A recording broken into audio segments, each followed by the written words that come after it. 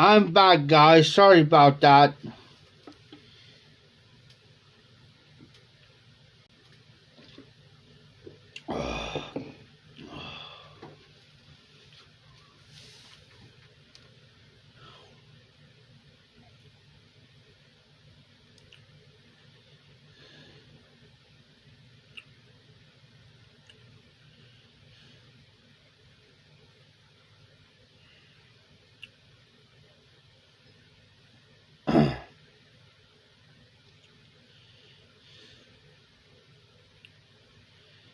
Night, Todd.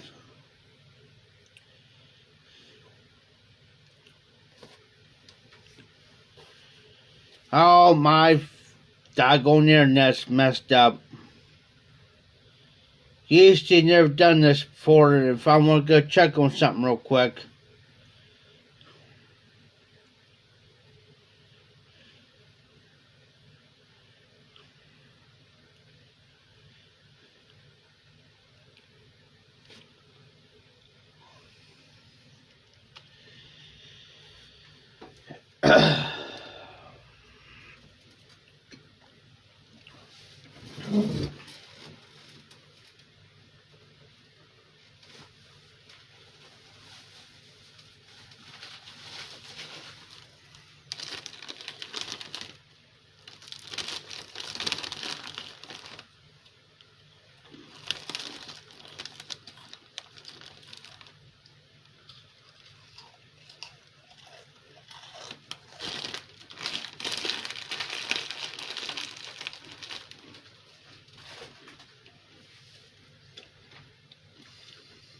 Hey, Tony. Cobbett of the Shire is his name. Cobbett of the Shire.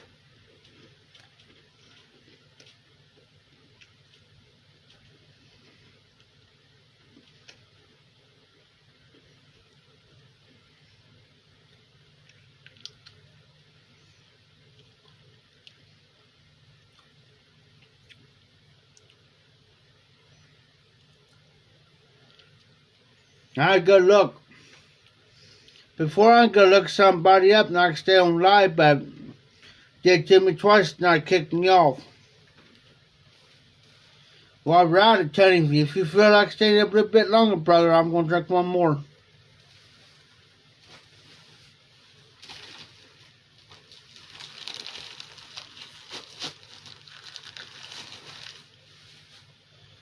Last one for the night. Well, it's this morning. I don't got nothing better to do. But look pretty.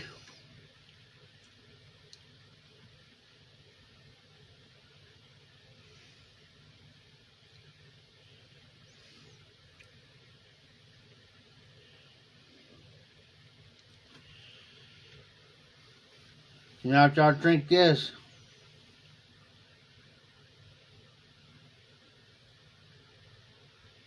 yeah, I know. I had those, but I got to the point anymore, Tony, that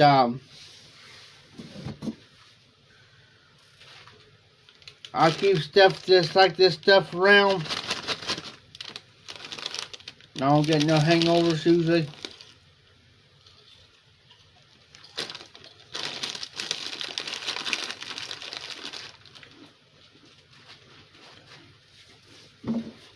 Sold a big bag.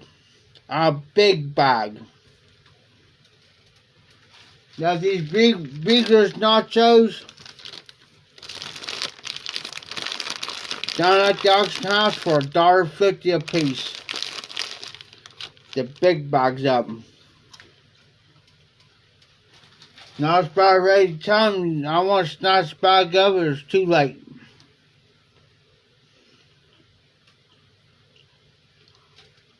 And I got me some cheese balls over there too.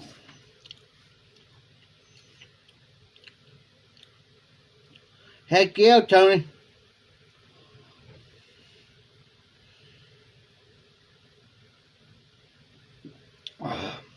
Now the beer and the Fireball doesn't bother me. I don't get no hangovers. But drinking this Old Crow, that's the one I gotta watch. That's why there's still plenty of it left. Fireball, beer, and things like that, I don't get any hangovers. But that Old Crow, I gotta watch.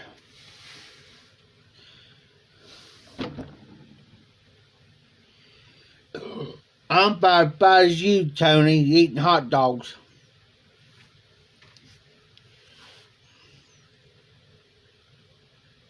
Yes, Tony. That's a whiskey. 80 proof. 80 proof whiskey, brother. Only $4.59 a bottle. With tax and all comes to $5.13.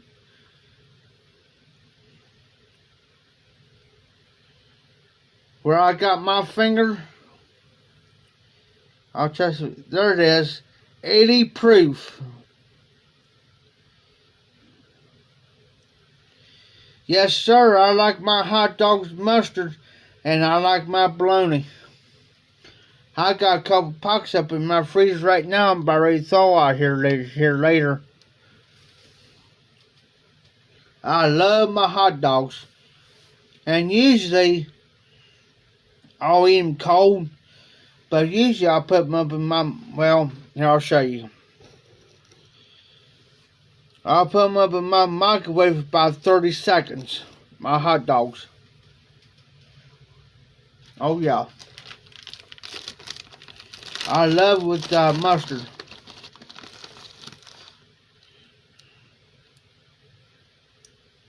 Oh yes, Tony.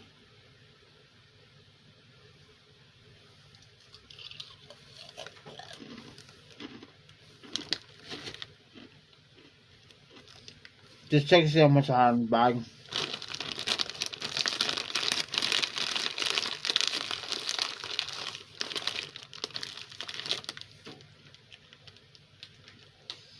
Hey, hillbilly. Get a chance. Check out Cobbett of the Shire. Cobbett of the Shire.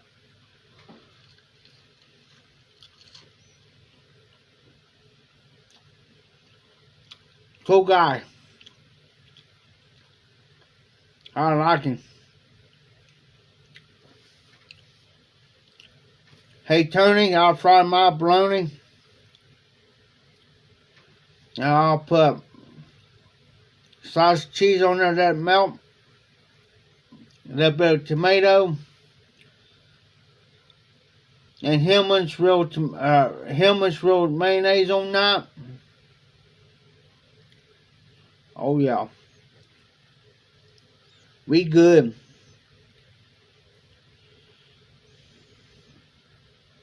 We good.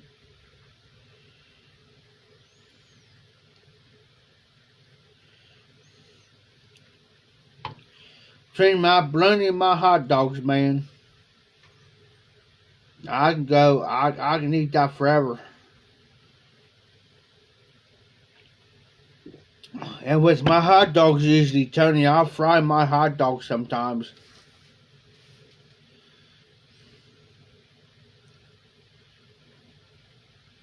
Exactly, Tony. Exactly.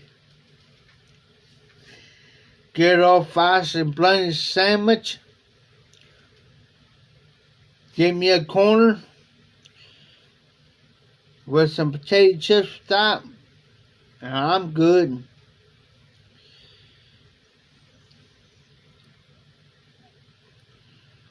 I'm good. And sometimes too, Tony, I'll take my potato chips with my fried bologna with tomato and everything on the cheese and all. I'll put some potato chips on top of that, and then I'll smash it down and eat it. Uh-huh. Same here, big hillbilly. Uh-huh. I always put potato chips on my fried bologna too, by the way.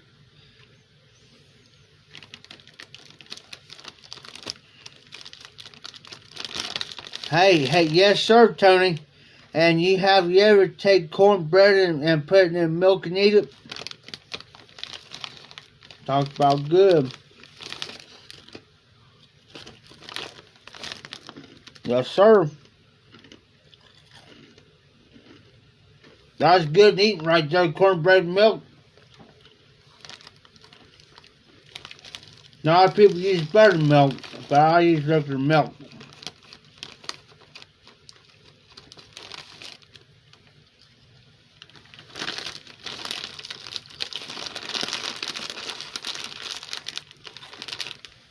Yes, sir.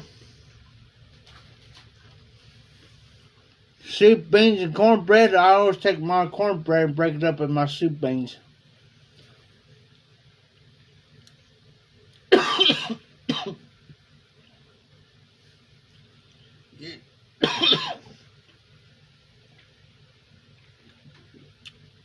Usually I'll take 2 pieces of cornbread. Now I used to take 2 pieces of cornbread and I break it up in my soup beans because my dad used to make soup beans with ham hock in it, with ham and bacon. Talk about good. And I break my cornbread up in there, and I usually use 2 pieces of cornbread to even it out. A little bit of salt, a little bit of pepper, mix it together. Lord have mercy. My dad got mad at my sister one time, speaking of beans and cornbread. My dad got mad at my sister and her boyfriend one time. And I just happened to walk through the house, and I just happened to walk through the front door. And I went,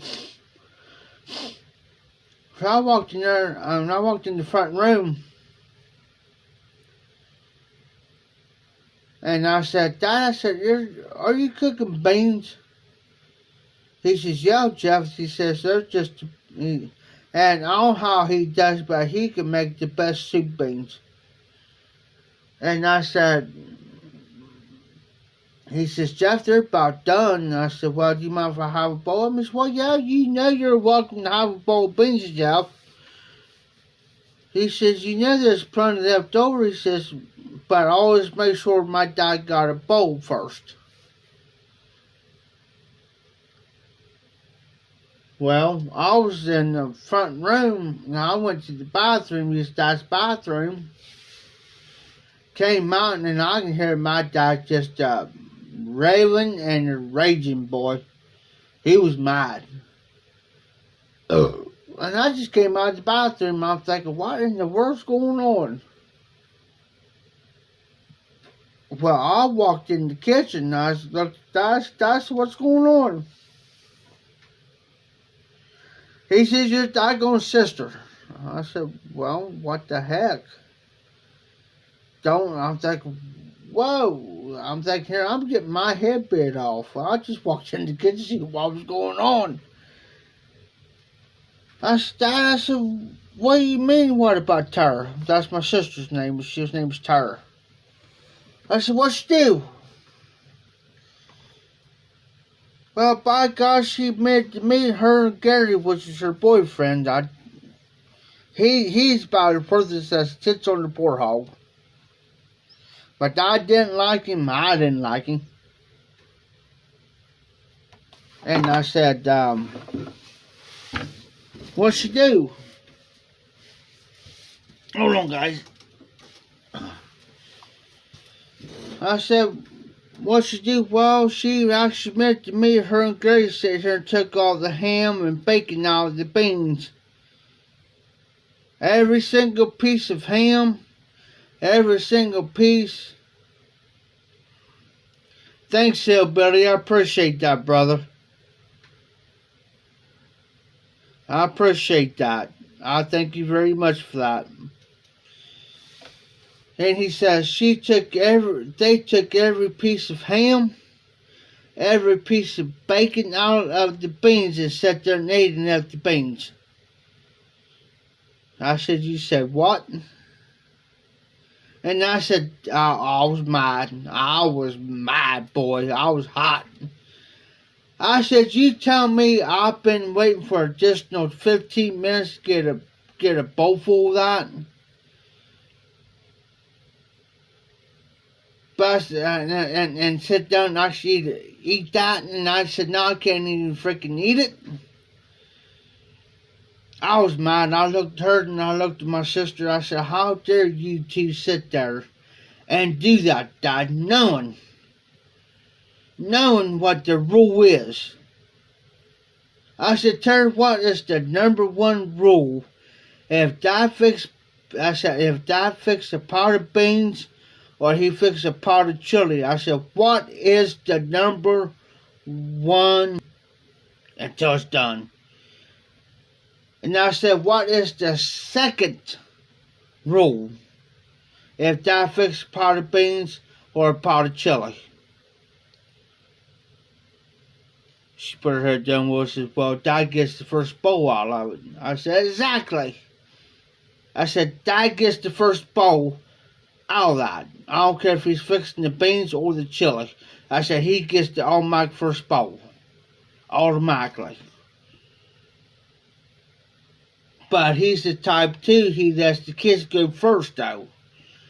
You know what I'm saying? That's how a normal parent will normally go. Is that the kids. But my dad, my dad was in bad health. So it takes him, when he goes sit down, because he had emphysema, chronic bronchitis real bad, guys. It would have took him, it took him about 15-20 minutes to get his breath back so he can eat. But he'll sit there, if you know somebody's got an emphysema or a chronic bronchitis and they stand there and they do the cooking and they go sit down in that bottom shape, their guys fire like this.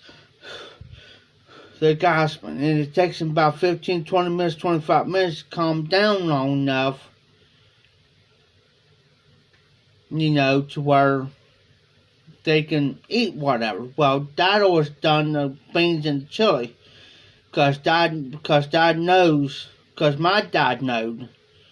that I liked how he done the beans and the chili.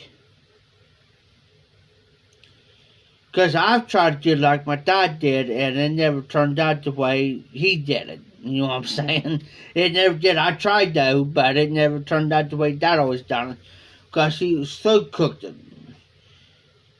And let it simmer all day. He may add a little bit of water here and there to the soup beans, here and there every once in a while, or he'll tell me, he says, Jeff, go in there and add a cup or have a cup of water to the soup beans. Check, he always tells me, he says, check stir 'em. And he says, if you think it's a bit low, he says, he always told me a regular, like a coffee cup full of water, or maybe 1.5 cups, whatever, to that. And then just kind of slowly stir 'em and put the lid on and leave it alone. Well, that day, my dad was so freaking mad. I mean, he was hot.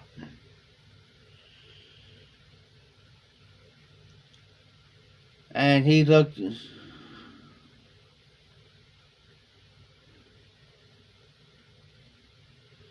Yeah, Tony, he had emphysema and chronic bronchitis both. But here's the funny part, Tony. This how he got it. This ain't no joke.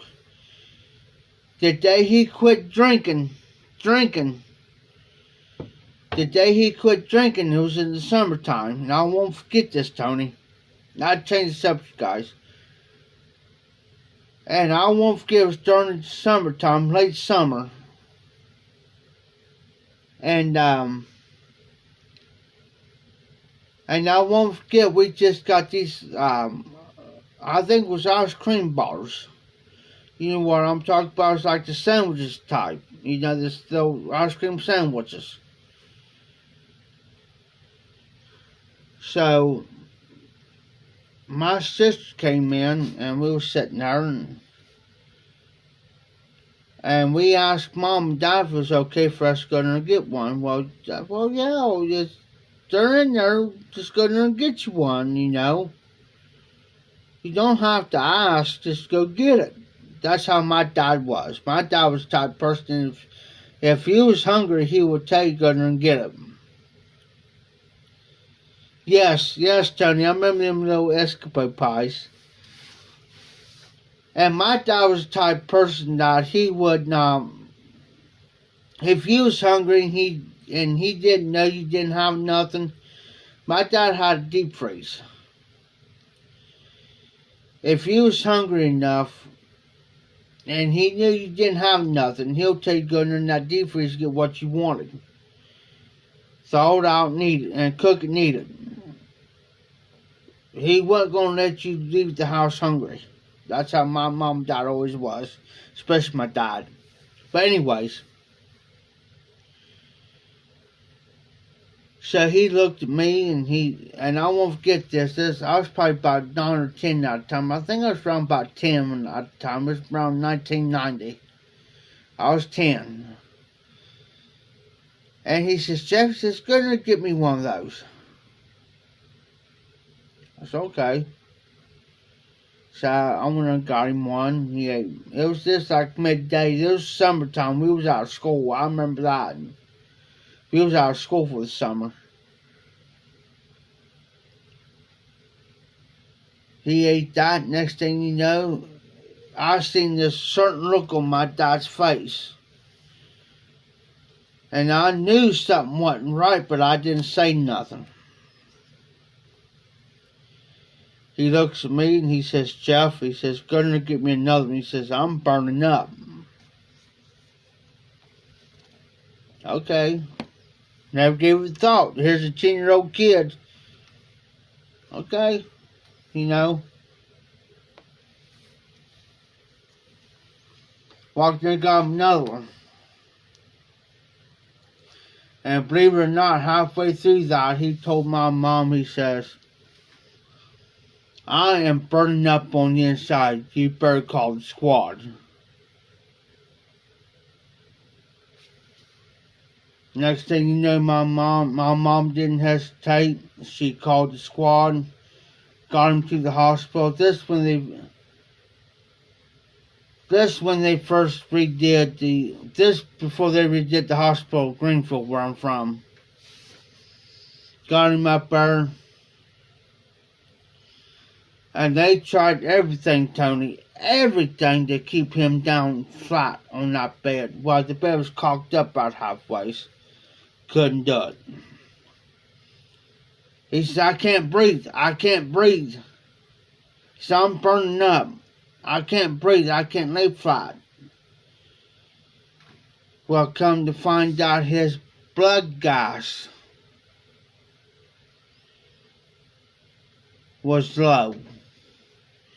Your blood gas is what controls your oxygen in your body. When his blood gas dropped to a certain number, I forget what the number is, because I used to be a nurse aide, and I knew all this. Well, when your blood gas drops, your whole inside of your body feels like it's on fire. You get real hot, like you're going to get sick. You know how you get sick and vomit and stuff? Well, it's twice worse than that. And you can't breathe. It feels like you're suffocating. But at the same time, your insides feel like you're burning up on the inside, like your stomach, your guts, your heart, the whole body feels like it. Well, my dad was on a breathing machine. They had a tube down in him. Well, he had the best doctor. And we all had the same doctor, but this doctor, he was good. He was good. Excellent. Excellent doctor. And he's still this day. I don't know if he's still practicing now, but he was good. So one day he walked in and said, the doctor did. And he was our family doctor. Told them, said, why is he still on that machine? Get him off of it. They said, say what? They looked at him and said, say what? Get him off of it. I do not want him to be dependent upon that machine. So they took the tube and everything out from him, and so our doctor, he looked at him and put him on oxygen. Well, that's when he diagnosed him with emphysema and chronic bronchitis. It's the day he quit drinking this. He still smoked though. Quit this. My dad was in the hospital for 3 months. 3 months. But I'll say his name was Dr. Miser.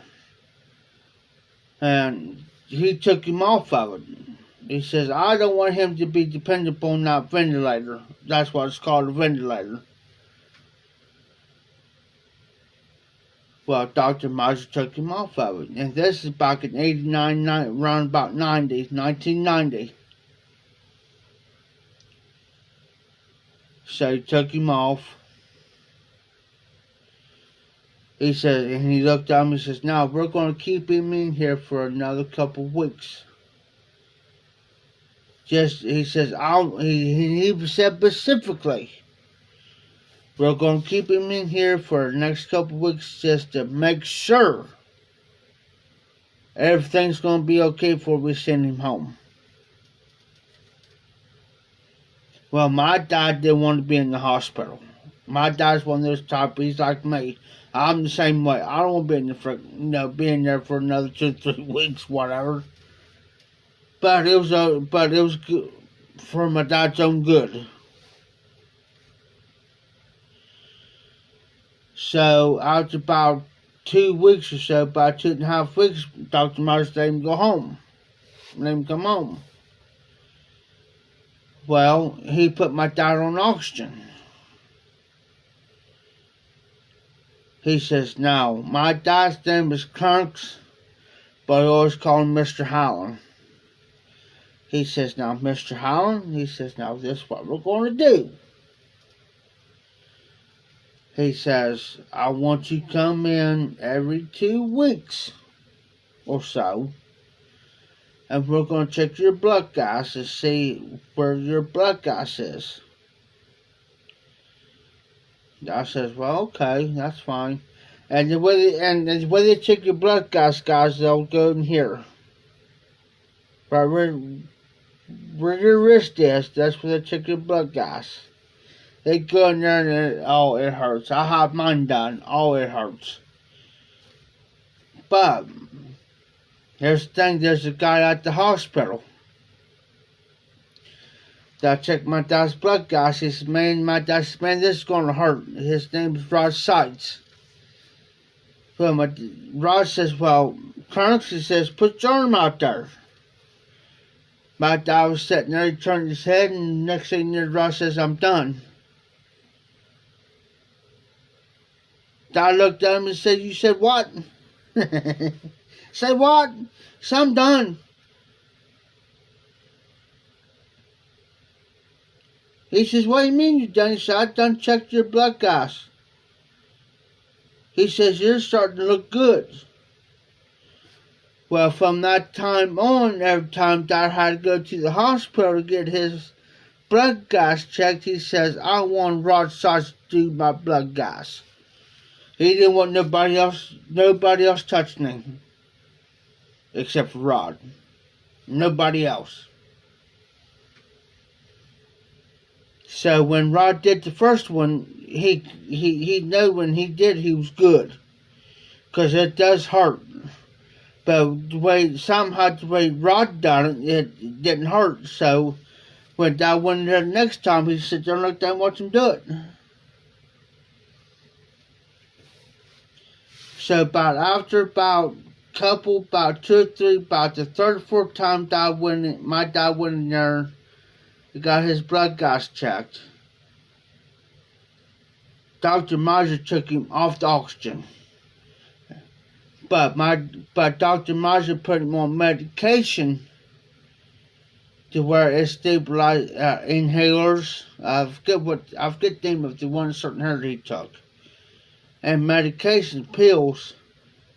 And my dad lived with emphysema from 1990, you might as well say 1990, till 2005.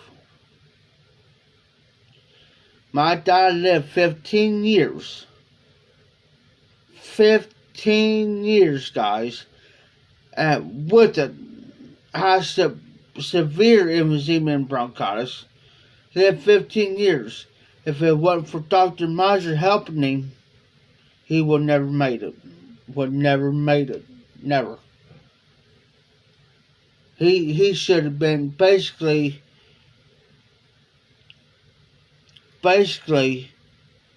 my dad should have been dead about a couple years after he was diagnosed with it. Should have been dead about 2 or 3 years. The bodies he had it. But my dad always smoked a pack of cigarettes. But when he smoked a pack of cigarettes, I always asked him a week to 2 weeks. My dad still smoked.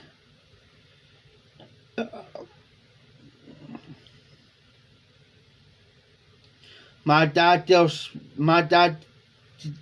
did still smoke cigarettes for 15 years.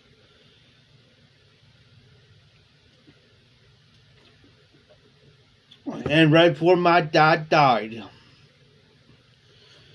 lived in the same house for about 20 years. 20 years, guys, and I know, and this is what I knowed when my dad was going downhill. Because I was taking care of him. Because I was there around the clock. And I knew my dad around 2005, around October. About a couple of weeks before October, and right about the first week of October, he died October the 5th. But a couple of weeks prior before that, I knew when my dad was going downhill. My dad knew where the bathroom was, the kitchen, and everything, right? And I was sitting there one day, and he got up, and he stopped, because there was a middle room, because he had a front room, middle room here, you go up a little bit, turn to the left, and right there was the bathroom. You had a hallway, went down to my bedroom. So I have my own personal bedroom there. My dad looked at me, he stopped in the middle of the room, he turned around, he stopped, turned around, and looked at me, and he says, "Jeff." I said, "What, Dad?" He said, "Where's the bathroom?" I said back like this. I said, "Huh?" He said, "What'd you say?" He says, "Jeff," he says, "where's the bathroom at?" I said, "Dad's right there." "It's right there, Dad. When you use the bathroom, come back through and sit down." October the 4th, guys. This is no joke. All jokes aside. October the 4th. The day before he died. I said, "Dad, I'll be back." I said, "I'll be back here in about 15-20 minutes. Because we had a store that was open up 24/7. I went down, got a bottle of Coke, and a big sub. About yay long. About an inch, well, it was probably about an an 8-inch sub. 8-inch sub. So before I put in the microwave to heat it up, I cut in half. Put in the microwave about a minute.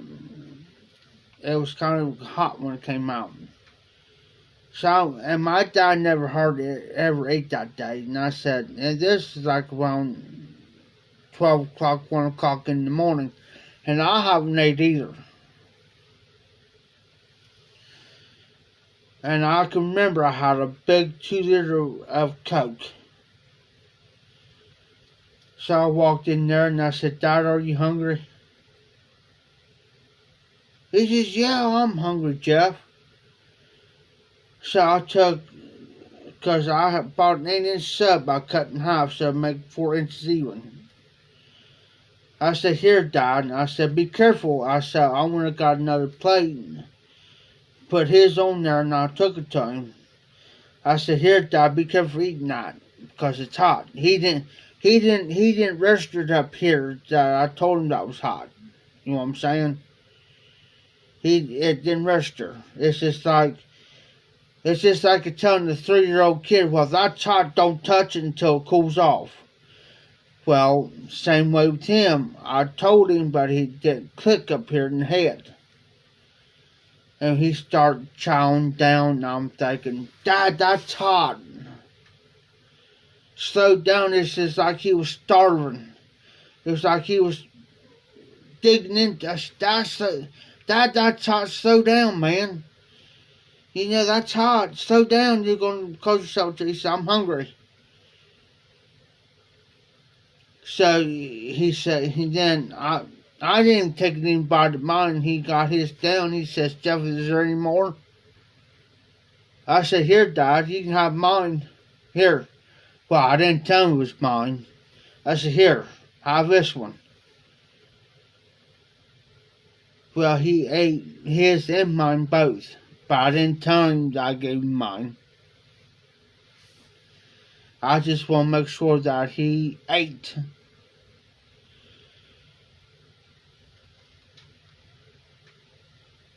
And the sad part of this, guys, I found him dead about 10 minutes till noon. And I didn't know he died 2 hours prior. 10 minutes till noon, guys. He died 2 hours prior and I didn't know because I was asleep because I was so tired. I went over and got my neighbor, and they dropped, bless their hearts, they dropped what they was doing. Because I seen Phil, he was upstairs, and I seen his wife in the kitchen. Her name's Ann. I hollered at him and said, hey, I need your guys' help. I said, there's something wrong with Dad. I said, Dad's not responding. I said, can you help me? Because I was the only one at the house. They dropped what they was doing. Bless their hearts, best neighbors I could never count on. The best neighbors. They dropped what they was doing and dropped what she was doing in the kitchen. Phil dropped what he was doing. They came straight over. They said, Jeff, what's wrong? I said, there's something wrong with Dad. I said, he's not responding. I said, can you help me? Because it kind of flipped me out. Because I was the only one in the house. So Ann stood with me in the middle room. Phil went into the front room and he kind of shook Dad. He says, Clarence. He says, you alright? Come on, Clarence, you alright? He was calling my dad by his first name. He looked at Ann, his wife, and says, he says, and I seen this look. I seen this look on Phil's face. He says, Ann, I think he's gone. Out of respect, this is what Ann done, his wife done. Out of respect, she says, Phil, she says, I'll go next door and call 9. She says, I'll call the squad. At the same time, I called my ex-wife up. She was at work at McDonald's. I said, my wife's name is Evelyn. I said, is Evelyn there? I said, this is an emergency. This is Jeff. This is an emergency. I need her now on the phone. She got on the phone and I said, Evelyn, Dad's gone. Only thing I can hear her say is, do what?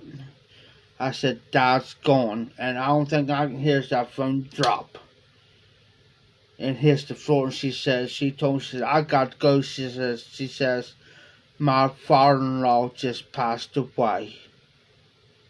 She says, I got to go.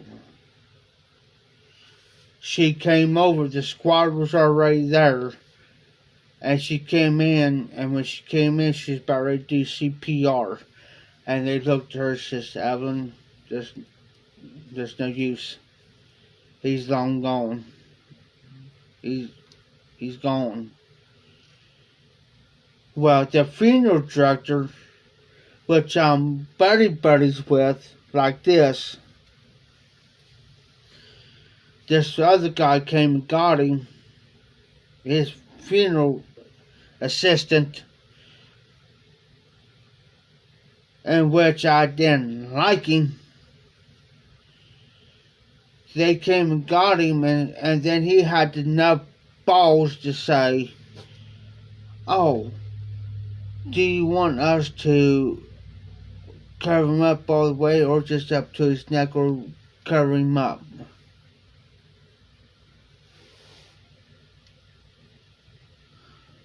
Say what? I'm thinking back in my mind, how dare you ask me that? I just lost my daggone dad. I just lost my dad. And you're asking me that type of question? You're going to ask me that? And I just lost him.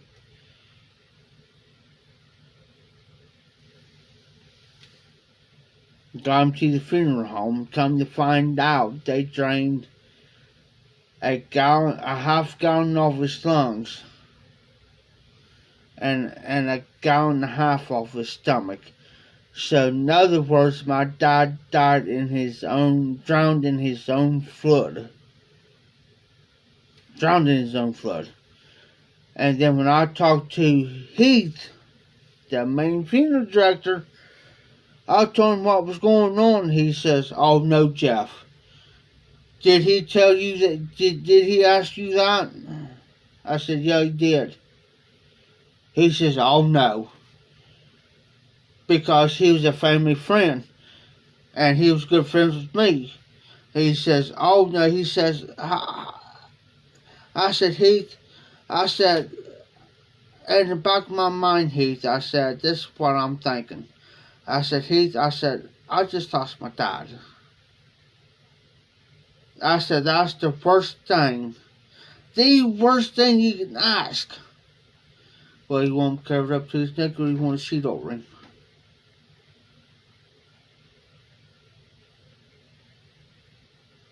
I tell you what, his face got about red as my hat when I told him.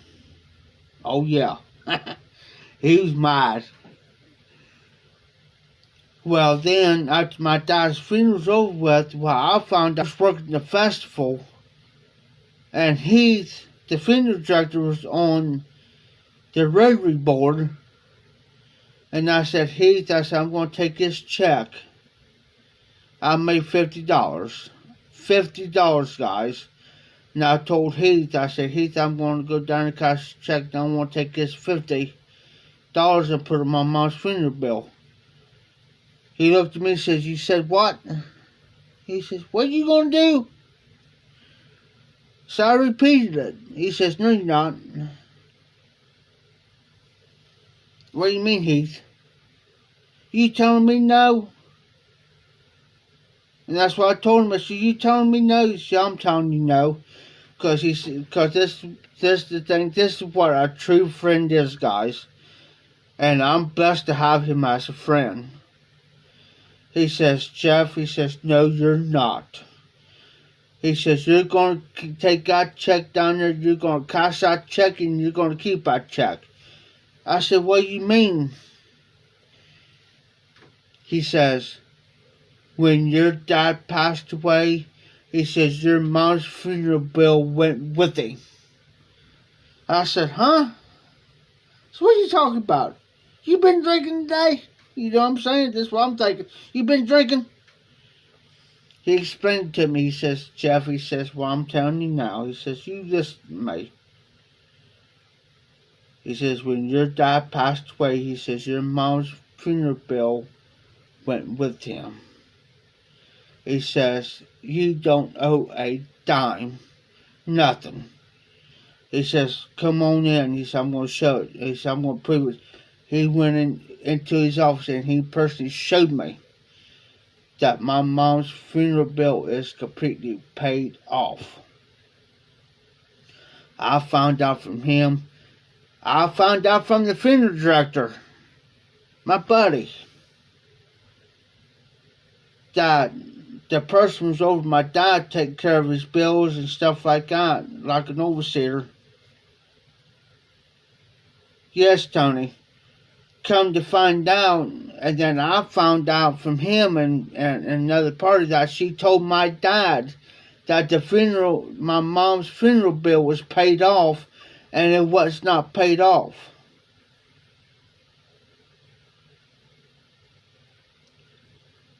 And when he did that, the only thing I could do, Tony, is sit down and cry. Sit down and cry. Because nobody has ever done that for me. Never. I didn't ask him to do it. I didn't tell him that I'm not going to pay or this, that, and the other. I wasn't going to do this, that, and the other.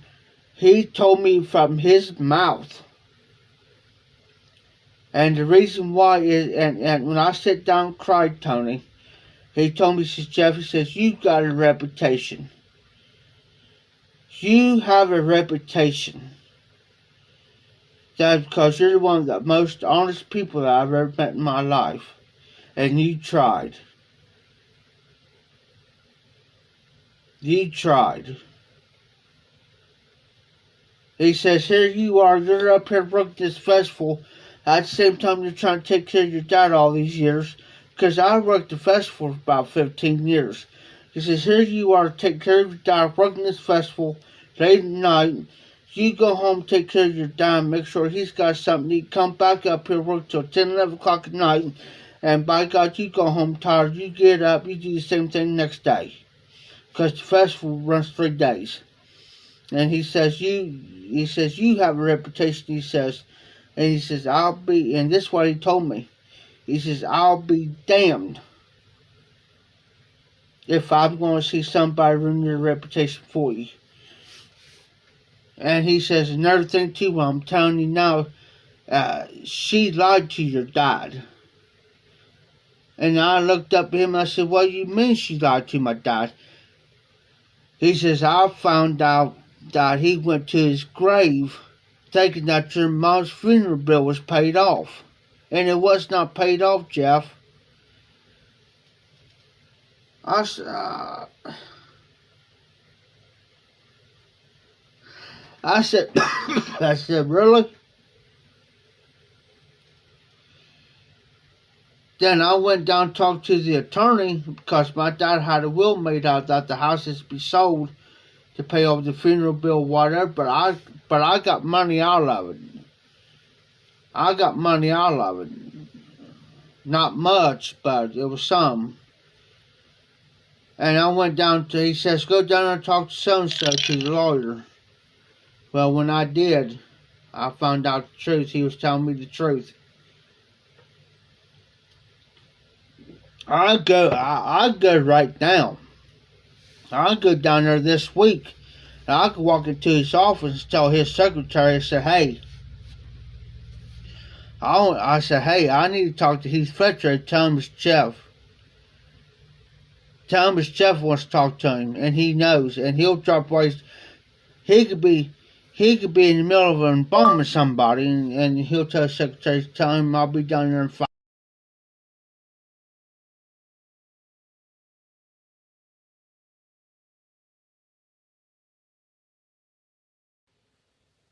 Just tell him I'll be there in 5 minutes.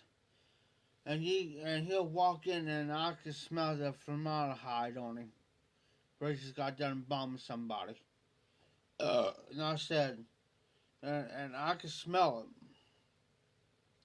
And I looked at him, I said, and I'll lean over and I'll whisper, I said, you just got done bombing somebody? He says, yeah. He says, can you smell the formaldehyde on me? I said, a little bit.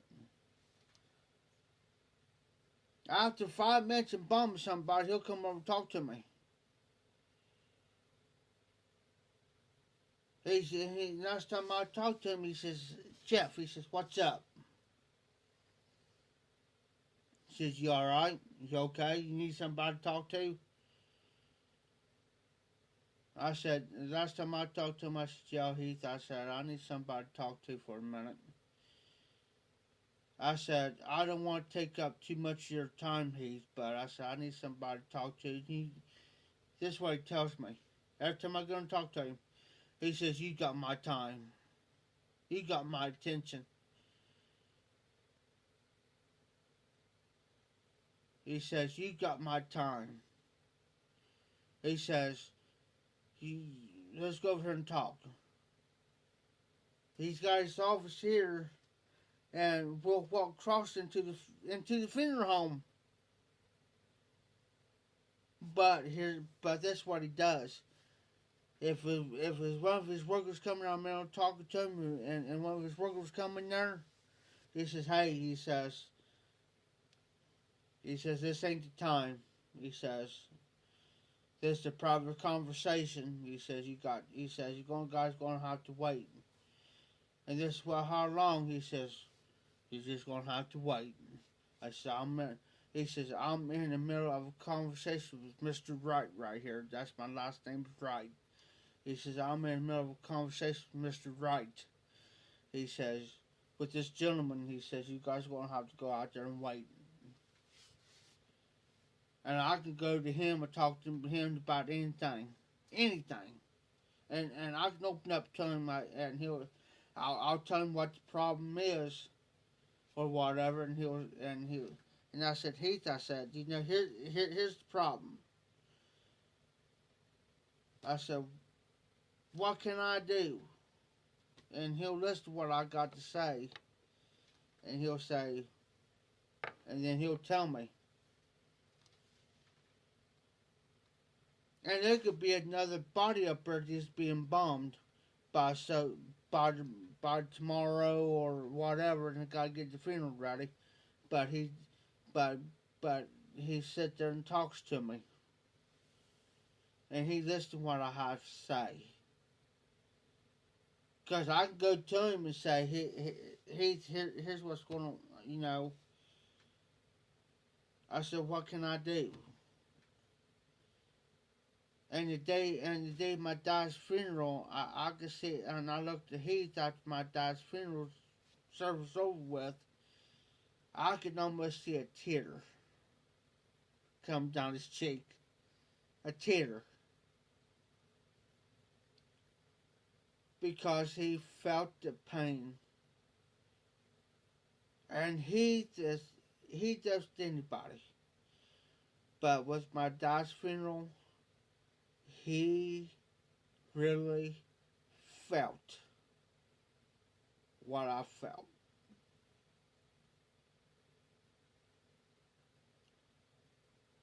And he knew right then and there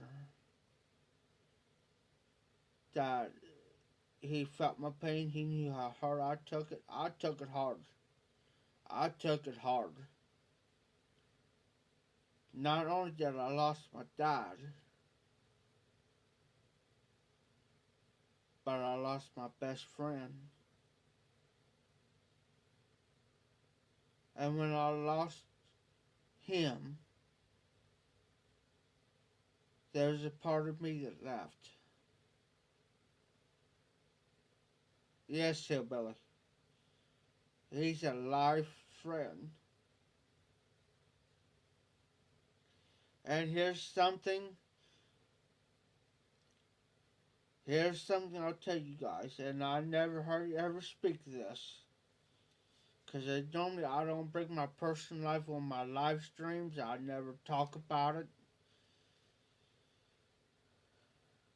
My birthday is coming up next month, May 12th.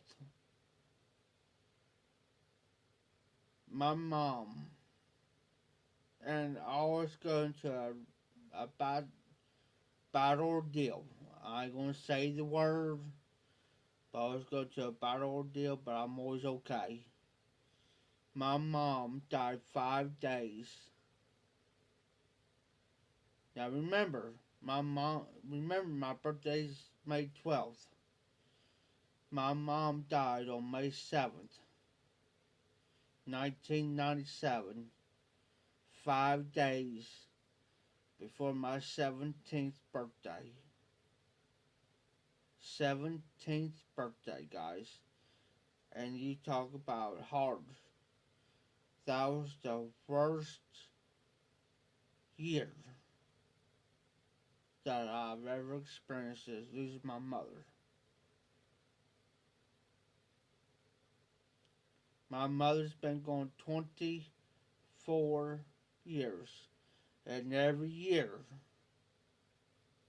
on my birthday, up to the day she died, up to my birthday, I don't say nothing to nobody. I don't talk to nobody. I shut myself up in my place. And nobody hardly ever sees me for the 5, 6, 7 days. Or 10 days. I don't say nothing to nobody. I don't talk about it. And I don't hardly ever... I hardly ever say anything about it because I don't want the sympathy. I don't want somebody feeling sorry for me. I don't want nobody saying, you should, oh, I'm sorry, I don't want none of that. You know what I'm saying? And it's so hard around my birthday every year. And let me tell you, if you still got your mama around and your daddy around, appreciate them. I don't care if they tell you the same story 50, 60, 70, 80 times. Same story. Appreciate it. Appreciate it while they're still here. Because I lost both my parents when I was young. Right before my 17th birthday and after my 25th birthday. And let me tell you, that's the hardest thing anybody will ever go through. Taking somebody like me that experienced it. Cherish. They may get on your nerves. They may get on your nerves, but I'm telling you from certain this. I don't care how bad they may get on your nerves. Love them. Love them.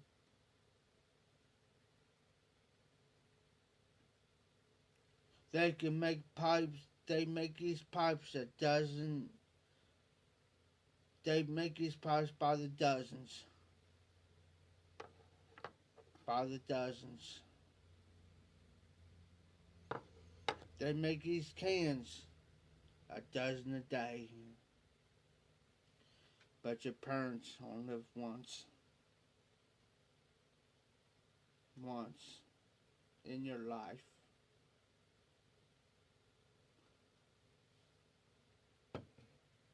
I don't know if you can see it. See if I can do this.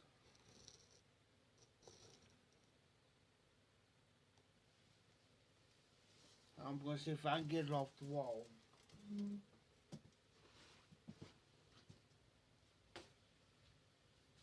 I ain't going to get my mother's picture down.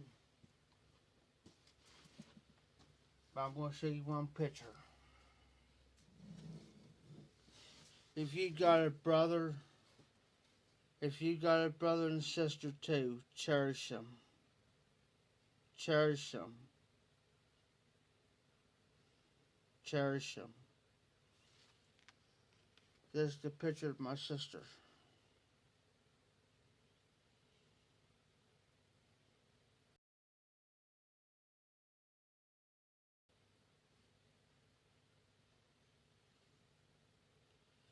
She died last year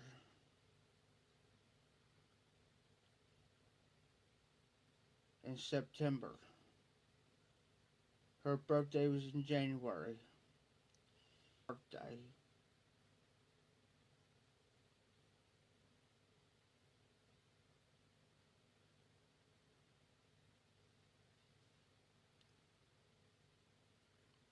Because she smokes cigarettes. Not the pipe. The pipe is way different than the cigarette. She died of lung cancer. She had her brain worked on. Died before her 47th birthday because of lung cancer due to cigarettes. The pipe, I'm not here to say anything bad about pipe smoke. Pipe smoke is way different. Me and my sister had odds. And let me show you something, guys.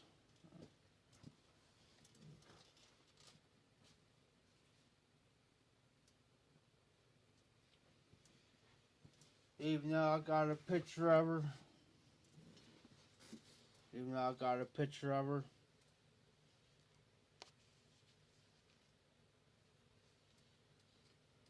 part of her, part of my sister is right here. She wanted to be cremated. My niece and nephew made sure that I still had part of my sister with me every single day. And she's with me every single day. Yeah, we had our odds. We had our differences. We didn't see eye to eye on things. But I still loved her. We haven't hardly. Yeah, we may spoke several times through Facebook, but not face to face in 15 years. And when she passed, and I was at her memorial service, I took it hard. I took it hard. When they hand me this,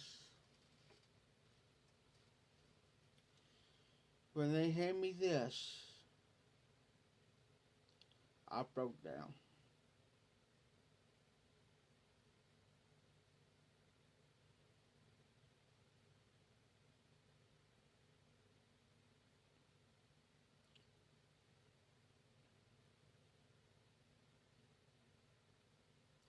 If you still have a brother and you still have a sister, of how many you got, and you don't speak face to face or over the phone, don't be like me and have to sit here and see this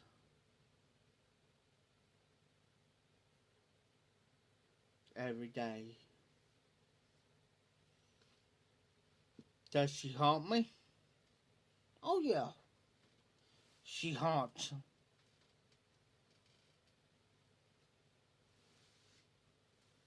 She haunts. I can still hear her call me everything in the book by the white man.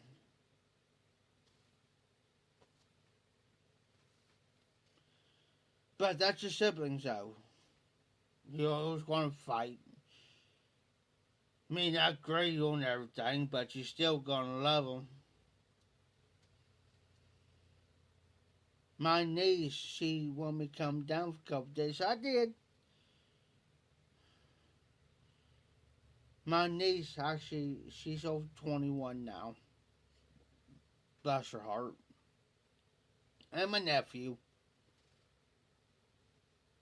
My niece actually got to drink with her uncle for the first time. That's a plus. But I told her, I just said, you gotta keep up with your old uncle because your old uncle ain't getting any younger. But,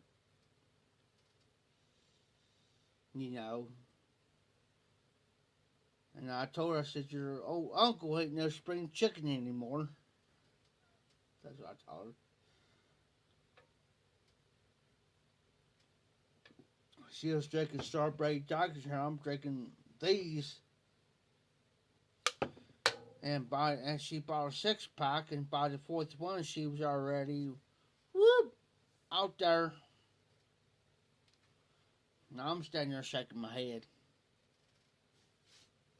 But I loved every minute of it, though. I can honestly say she hung with the best of them. But I told her too. I said, don't become a pure alcoholic. For that, you need this every day. I told her, I said, I said, here's the thing. I said, take it from your uncle. I said, I drink these not to get drunk. Yeah, I said, my problem is going to still be there tomorrow, but I said, I drink enough to ease my pain. To ease my pain. And she kind of looked at me kind of funny. I said, let me tell you something. I said, I'm not getting no younger. I said, I got disc disease and arthritis in my back. Bad. And I said, there's nights I can't sleep.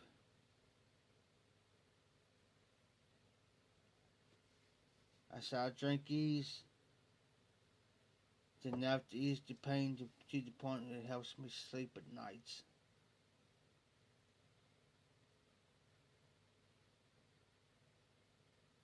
And I said, I said, my body, I said, I told her here about a couple months ago, I said, look, I said, I'll be 41 in May. 41. But I said, my body, from my neck down, feels like I'm in my 50s, 60s, and sometimes 70s. I said, I should not have these type of problems with my body. I said, I constantly hurt. I said, my feet hurt. I said, I don't care what type, I don't care if I wear boots, shoes. I said, I don't care what type of socks you give me. I hurt. But in the meantime, I said, we can have a little bit of fun drinking. But I said, you guys are still young puppies in your 20s. Can't keep up with me. I said, there's a problem. There's a problem. And here's the thing. And that's what I told her. I said, you're drinking too fast. I said, you get that first one in you, second one in you. I said, They're gonna go down pretty freaking smooth. But I said, you're gonna feel it in the morning. I said, just don't drink too fast. But they have fun though. Her boyfriend, he's from West Virginia. And first he didn't know how to react. And she's over here laughing. Because she knows how I am. And he got this look, and I said, man, don't be so uptight. I said, Dog, man, ease up. I said, it'll be alright. I said, you just gotta learn how to take me. But here I am, I'm on my fourth one, because I bought 2 3-packs. Here I am, I'm on my fourth one. Here I'm still going. He's on his he drank like 2.5, man. He was like he was done. He was done. And I looked at him. So I gave him one of mine, man. He couldn't even finish that can. He got probably down to probably about right there. He was done. I looked at her and I said, he was passed out on the couch. I looked at her and I said, man, only if. I looked at him. I said, I can remember when I was your guys' age. I kept up with the big dogs. I kept up with them, beer for beer. But I said, the thing is, y'all drink too fast. She looked at me and she says, Uncle Jeff. She says, Jeff. I said, what? He still got a beer with on him. I said, here, you try it. It's one of these.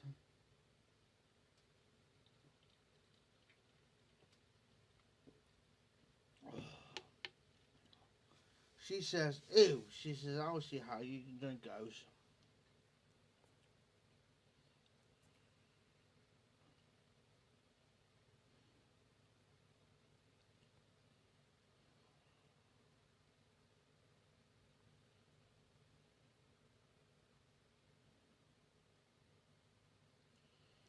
Oh, hey, Tony. You still in the house?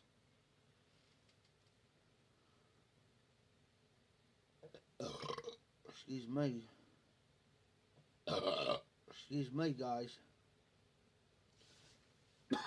Hey, Tony. If you're still in the house, we're underneath the freeze watch. We're still underneath the freeze watch. We're underneath the freeze watch. We might get some snow.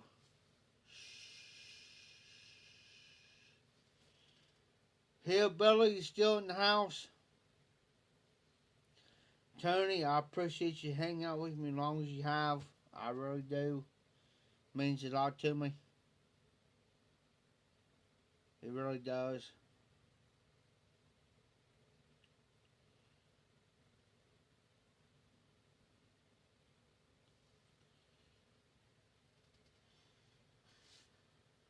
Well,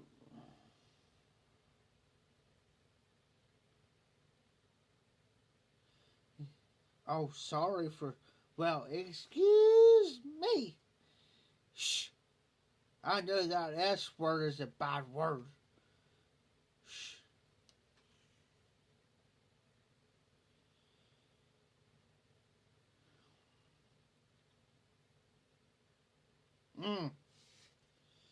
I know, Tony, that word.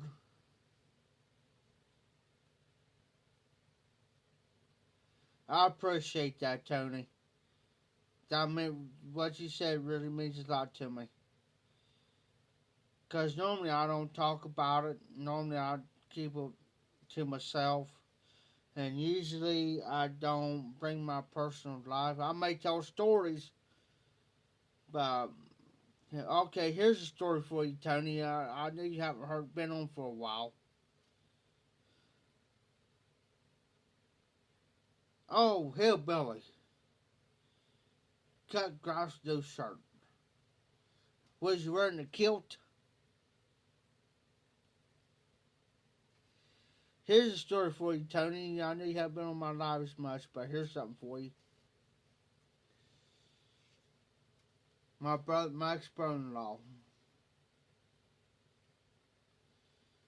I feel bad for him, which I really do. And I really feel bad for this guy. Because his mom and dad didn't teach him nothing. Didn't teach him nothing. Illiterate, what I mean by illiterate, he couldn't read or write.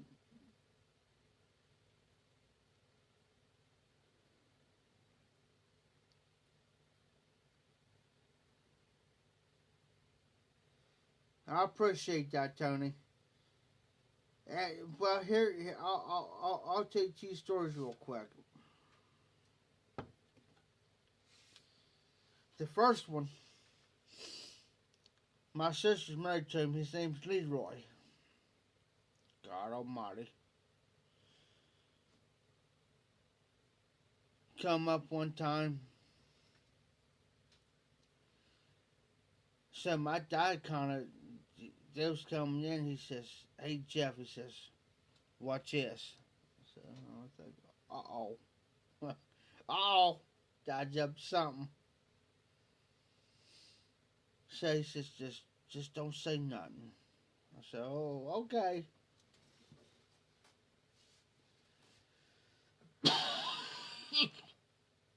My sister comes in. Well, I have my recliner sitting here. Well, across was the couch. Well, my dad sits right across from me.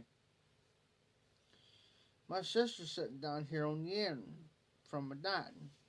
From my dad, right? Well, here comes Leroy. He says, "Leroy, dead serious. Never cracked a smile, never laughed. I mean, dead serious." He says, "Leroy, I want you to go out in the garage." He says, "It's out there." He says, "I want you to go out there and find me some skyhooks." He says, "I got some skyhooks out there." He says, "I want you to find them."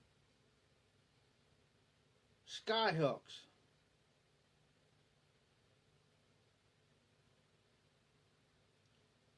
Then I'm sitting there thinking, skyhooks, skyhooks, sky.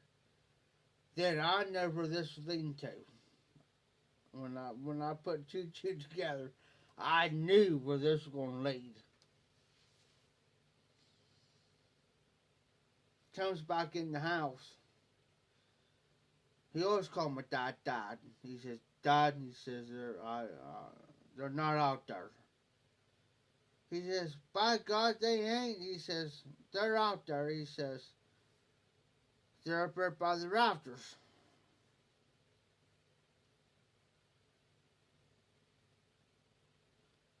And then he adds on to it. He says, "While you're out there," he says, "find me a board."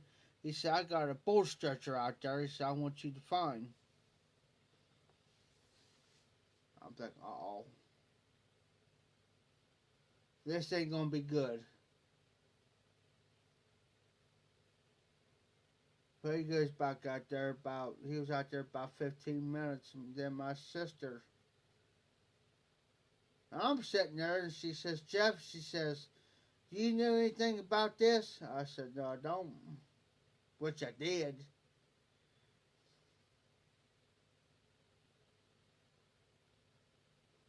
Then she got mad. Boy, she got mad at my dad. She says, "Why you doing that to him? You know that he don't got no real," and that's her own words. She says, "You know he don't got no common sense up there," and you telling him. I says, "Well, I just want to see how long it's going to take him to catch on." She comes back in the house about 15 minutes later. Dad's over there. He wants to laugh, and I knew he wants to laugh. Well, before my dad could say anything to him, my sister looked at him and says, "Leroy," she says, "there's such thing as sky hooks. There's no such thing as bull stretchers. That was just pulling your chain.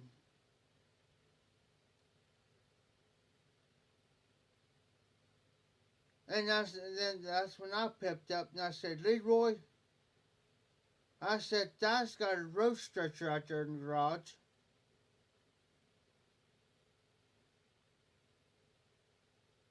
It should be sitting towards the back there. Go out there and find it. This fool goes about ready to walk out there and turn my sister Harvard at him. She says, Leroy, there's no such thing as a road stretcher. Dad says, yes there is. My sister says, no there ain't. Dad says, yes there is. How do you think these roads get redone? How do you think these roads... He says they use asphalt, pavers, asphalt, and all that. How do you think these roads get wider? They dig them out. He says there's such thing as a road stretcher.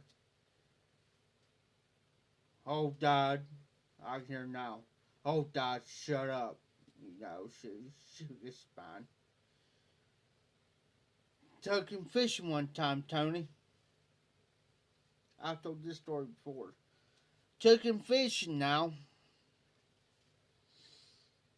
Now I thought this old boy's gonna have some common sense on how to put a worm on a freaking hook and throw it out there, right? Well, he had that much common sense. No, I'm not putting him down.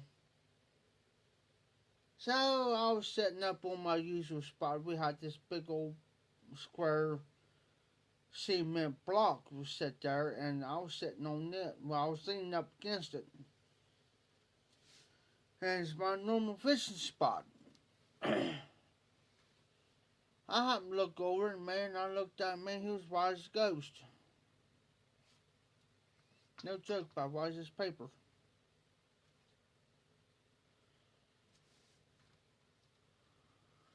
I said, you alright?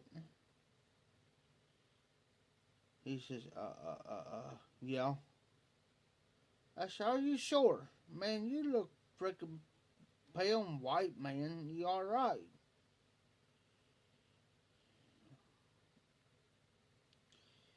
Then he started pointing. I said, what are you pointing at? He said, S, S, S, S, S. That's the only thing he says, yes, just the letter S. I looked down, I said, oh, water snake. I said, that won't hurt you. I mean, this sucker was probably about that freaking big around, but it was like flat. You know what I'm saying? So I took my foot, took my boot, and I tapped him. He was slithering in the freaking in the water. I never seen anybody in all my life jump up so daggone fast, and because it was like, because you have to walk down like a hill, like a hill is probably about like this. I have never seen anybody see a fat man run and say legs don't fit me now, run up that hill. No joke. You standing up there, and I said, that snake ain't gonna hurt you. I said, get back down here. I said, you chicken. I said, get back down here. I said, I know better. I said, get back there. He said, no, I ain't going back down there. I said, oh, come on. Oh, no. I said, good night. I said, I can't wait till you get home and tell Dad about this one. This is going to be rich. I said, all right, Leroy. I said, I'll take you up here and we'll cross the truss and go down the other end down there. I said, I know where... I said, I know where we can get some carpet and some bass at, right? This dang fool He says, all right. And I had to pack everything up there because he wasn't going to come back down there. Forget that. That was out. And I'm laughing all the way up. I'm laughing. He says, it ain't funny. I said, well, yeah, it is. So here I'm trucking along. We're going along.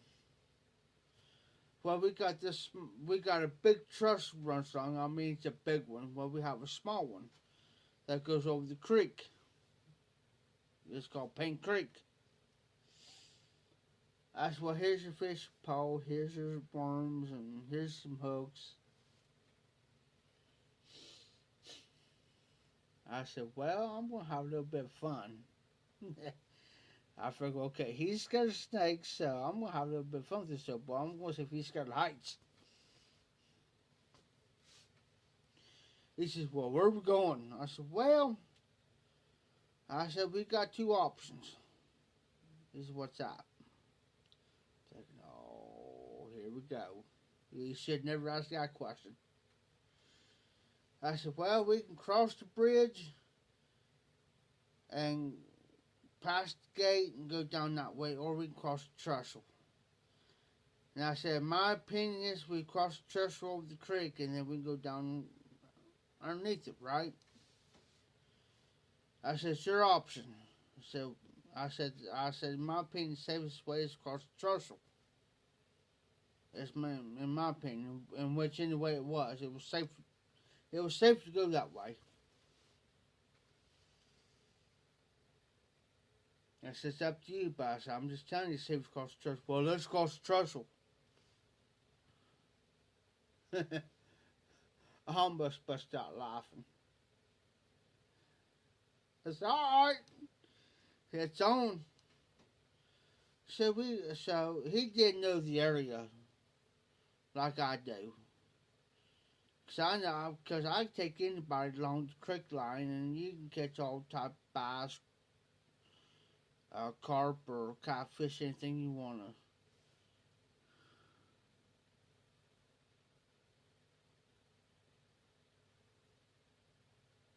Yeah, that's what I just got done doing there, hillbilly. So we're trucking along and I'm thinking, all right, I'm going to have a little bit of fun with this. You know. So I'll get him over, got past the water department and up and around, down over. Well, the only problem was, on this side of the trust there was no boards at all. You could actually see the creek. On this side you had no board but one board going across. I said, oh, this is going to be good. This is going to be freaking groovy. I'm going to see if this old boy's afraid of heights. So he's back here. Okay, I get halfway across. I'm looking back. I'm here. I'm standing in the actual middle of the trestle, and I'm seeing the creek down below me. I looked at him. I said, well, come on. I ain't going to cross that. I said, why not? I ain't going to cross that. I said you want to cross the trestle. We're crossing it. He says, He says, that board ain't going to hold me. I said, Leroy, I'm heavier than you are, and here I am. I'm standing in the middle of this daggone thing, and you say it ain't going to hold you. It's holding me. I'm bigger than you are. So I crossed it. Well, my dad's neighbor was out there. I met him on the other side. He says, hey, Jeff. I said, what's up, Dan? His name's Dan. Dan Weisskopf is his name. He says, hey, Jeff. He says, what are you up to? I said, going down here to do some fishing. I said, I'm trying to get my brother-in-law to come across that, and he's scared to death that board's going to break on him. He busted out laughing. He hollered at me. He said, Leroy, what'd you come across that? He said, I've crossed that many a times. I said, yeah, Leroy. I said, come across it. I said, I've crossed it. I don't know how many times I've crossed that. I ain't doing it. Forget you. So I stood there talking to Dan Weisskopf for about 15, 20 minutes. And all the time he's laughing. He's laughing. And I said, Dan, I said, I'll get you here. I said, Dad's over at the house. I said, my sister's there. He said, if you want to go over and talk to Dad, I said, when you get back before I do, I said, if you want to go over and talk to Dad, Dad's up. He said, I just might do that. He says, how long you going to plan on being down here? I said, not too long. I said, I got to walk across back to freaking trust and take him down somewhere else to fish. He said, all right. He said, if I don't see you over there, just stop over. I said, all right. Because Dan and my dad was good friends for years. I mean, years. They worked together. He says, if I'm not there, Jeff, just stop over at the house here later. I said, all right.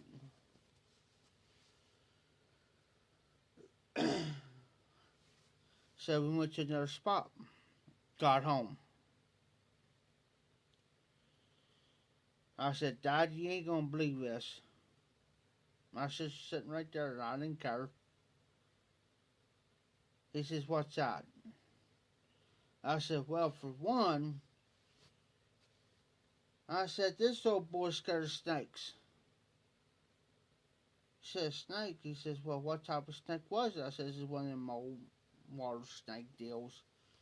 I said, it was harmless. I said, it was an old black snake about yay long. I said, it was about this big fat around. I said, it's one of them harmless snakes. I said, that snake was more scared of him than him scared of it.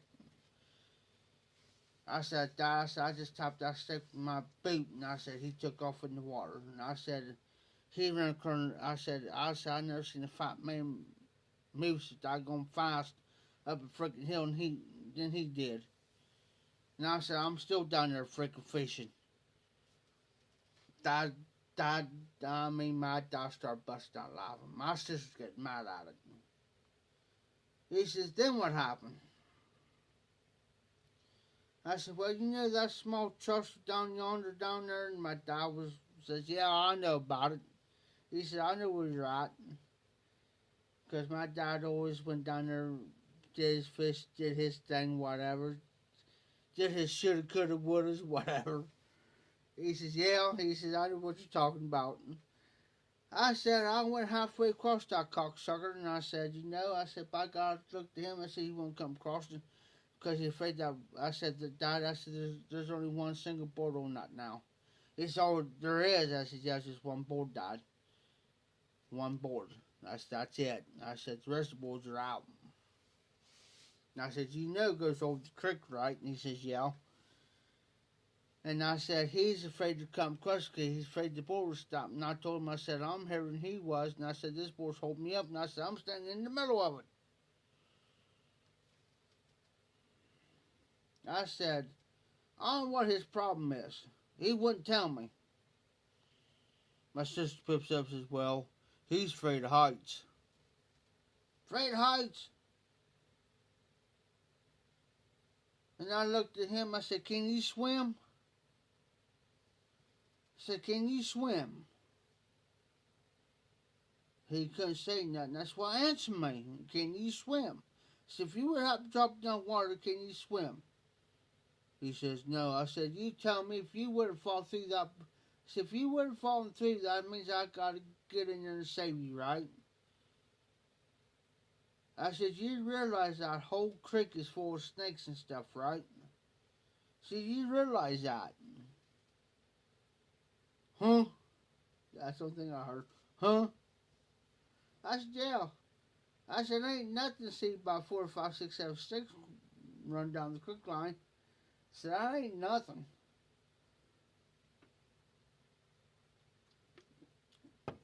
My sister got mounted in the freaking hornet. I said, Leroy, I said, I'll tell you what.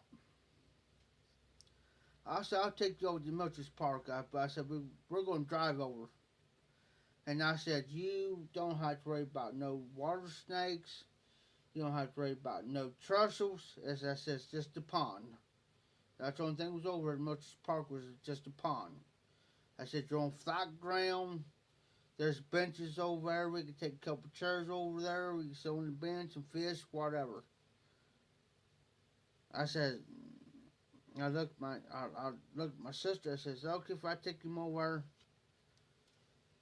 yeah, I reckon. Dad looked at her, says, Terry. He looked at us, Terry. I said, he's telling you the truth. He says he's gonna take him over to Mitchell's. I said, you don't have to worry about nothing over there. And I said, Leroy, I said, you can sit there and catch sunfish and everything else all, all evening long. I said, you can catch sunfish, catfish, bass, whatever. But I said, you gotta keep holding your pole, because if not, it's gonna take your pole in the water. Well, he seen this old boy catch a 35-pound catfish. A 35-pound catfish. He said, he looked at me, he says, what's that? I said, that's catfish. I said, it looks like a shovel head.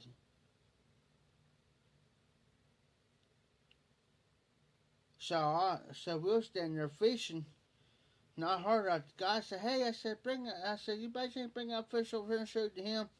I said, he's never seen a 35-pound shovel head before.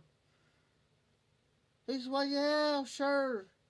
Got over, he come over, he says, hey, Jeff, what you doing? I said, oh, it's you. This one buddy's of mine over there. His name is Danny Thompson. He says, he looked at me, he says, are you for real that he'd never seen a shovelhead catfish before? I said, no.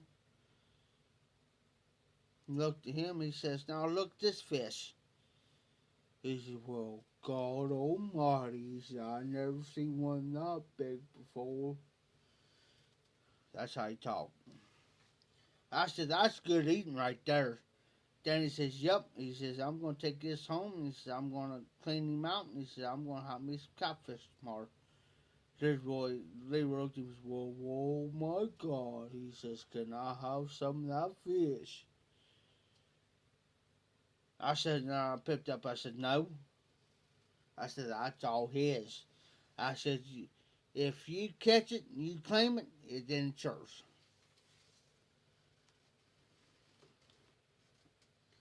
Then we went home. He told my sisters, oh my God. He said, I never seen a big fish in a day of my life before. My dad looked at me and he says, what's he talking about, Jeff? I said, one of my buddies of mine that I told one of my buddies of mine caught a shovelhead catfish over there. And I said, they waited, and I said, he waited, and it says, it was a 35-pound shovelhead. I said, oh, he caught a 35-pounder, huh? I said, yeah. I said, he's never seen one that big before. Ever been caught. And the sad part about it was, the funny part about it was actually a 14-year-old kid, a teenager, caught that 35-pound shovelhead and gave it to my buddy of mine.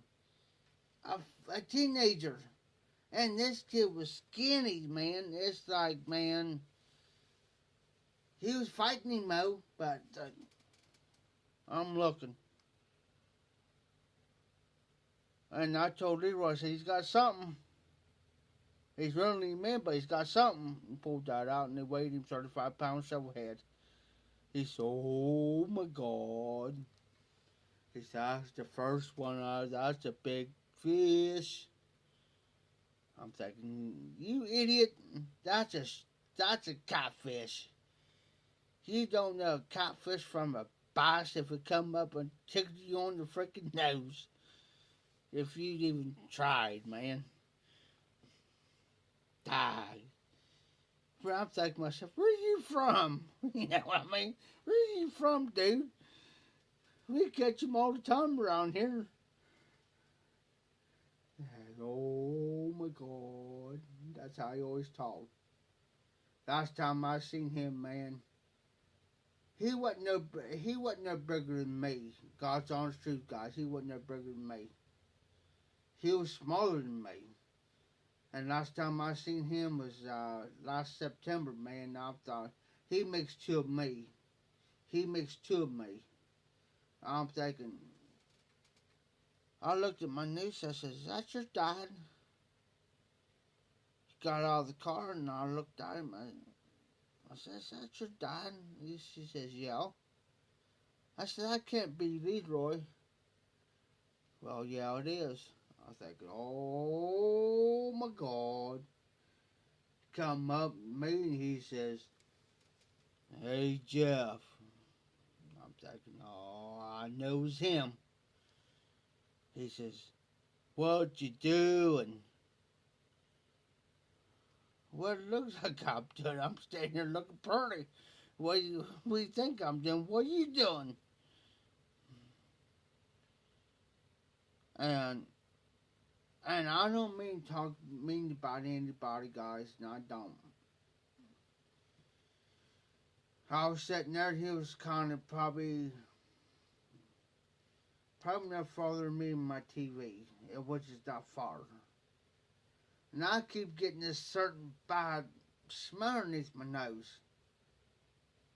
I'm thinking, what is that? Then he come over where I was at and it was him. I'm thinking, that dude. So I got my niece and I said, "Can I talk to you for a minute, to the side for a minute?" She says, "Yeah, Jeff." I said, I told her, I said, "Look," I said, "I'm not trying to be mean or try to be rude or try to be a dick or a prick or whatever. But I said, your dad needs to learn how to take control of the hygiene." I said, anyway, that's kind of embarrassing, having him here at the memorial service and him like that. So,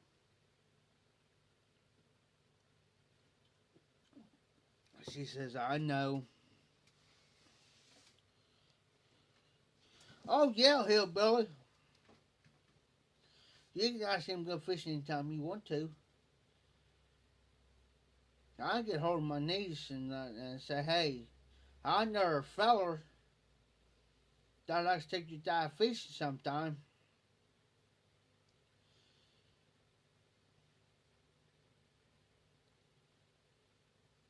And she'll agree with me. She'll agree with me. Yeah, I said, "I know a feller that'll take you fishing all right." It's pretty bad. It's pretty bad. We caught a couple catfish there, hillbilly, and it's pretty bad. I had to teach him how to. We caught like three, total three of them catfish. Well, I told my dad, I caught three catfish. I said, because at that time I was still kind of learning a little bit. Yeah, right. I got you, Willie. So I kind of asked my dad. I said, if I gut him out and cut the head off, gut him out, I said, and skin him, I said, what do I do then? Do I, you know? So I really didn't know at the time. I mean, my dad taught me a lot about fishing. Don't get me wrong. He taught me a lot. But as far as, he'd catch them, release, whatever. But as far as cleaning and stuff, he said, "Oh, no, Jeff." He says, "Go ahead and clean them, like you would and everything." He says, "But then," he says, "you take the fish and put them in some salt water and that's set for 24 to 48 hours. Just change the water out periodically." He says, leave for 24 hours if you think it, that you think it ain't quite yet safe to eat." He says, "Just switch the water out and put fresh water in. Just clean it, with tap water, clean it and put fresh water in, some salt and put it back in there and leave it, for the following day." I said, "Okay."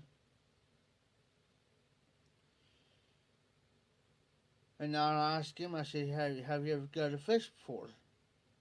"Oh, yeah, I've done it." "Okay." I've got to fish before, 'cause I've done a lot of butchering, cattle and hogs, whatever. So I figured, well, fish ain't gonna be no freaking different, you know. So I started gutting one out. My dad came out and started gutting this one. He was all right. He was fine then. Gutted the second one, man. I cleaned it out. The second fish, man, he got sicker than a dog. I mean, sick. Puking, what not. And my dad busted out laughing. My sister, that ain't funny. I said, well, it is too funny, Terry, because for the simple fact he sat there and bragged about he's done it before. So therefore, that's let me know he's never done it before. And I'm sitting there just cleaning that fish, cleaning him out like it wasn't nothing. So I went ahead and did everything else, filleted them out, skinned them, filleted them out what I wanted. So, got everything done. Well, the next day, I was going to cook them up, so I went and asked Dad about how to fry fish. He says, well, you don't got no cornmeal or nothing in there, do you? I said, no. So he told me go down. He handed me some money. Well, he actually handed me a check. He says, this is what you get. You get cornmeal, so forth and so on. So I went down and got what he recommended, for it. So I did and came back and I said, well, Dad, I said, how do you, because I never cooked fish before. So he showed me, he says, bro, bring everything in here and I says, I'll show you how to do it. He says, I knew there's milk in there, get some milk or whatever. And some eggs. Bring me the cornmeal. So I did everything, so he showed me how to do it. The first one. I had like 2 or 3 batches, so he showed me the routine, how to do everything. And how to do it the proper way. So I did that and cooked all this catfish.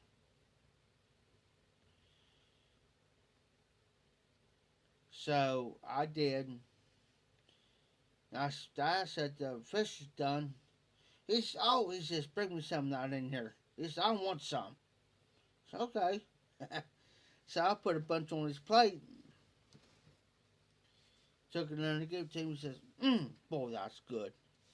Ate it.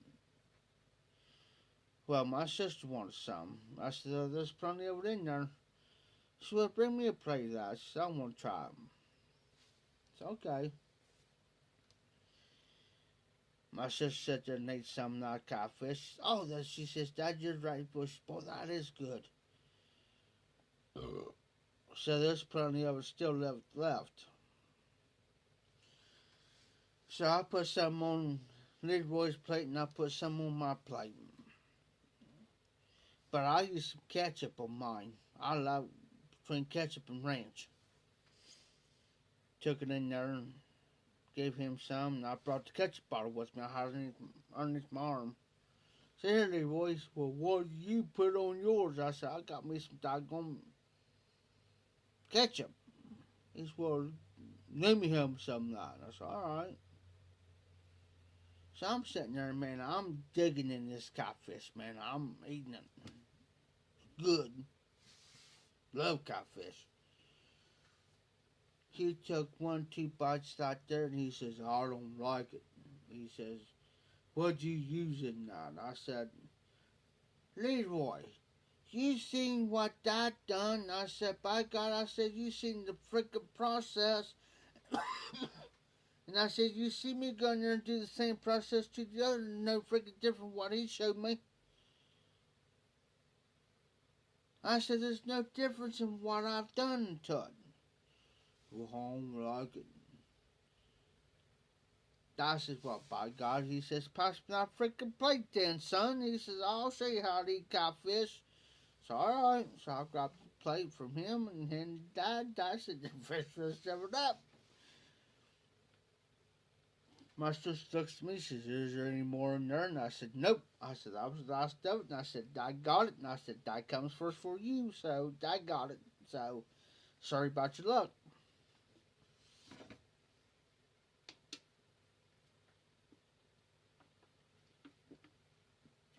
But I haven't been fishing in years. It's probably been about 10, 12 years since I've been fishing, guys. Alright, guys. It's 6:16 in the morning. I appreciate you guys coming out. I'm going to try to lay down for a couple hours. So, I mean, I don't got nothing else to do today, but I just want to sit back and I might smoke this Golden Duke here later. Even though it's got the, I'll put this temporary on there, it's got a little split there. But I ain't worrying about that split there because the main part's here. So I'll probably make a video of it. I haven't put nothing on Instagram yet. But I appreciate you guys coming out, hanging with me. But this is the High Piper.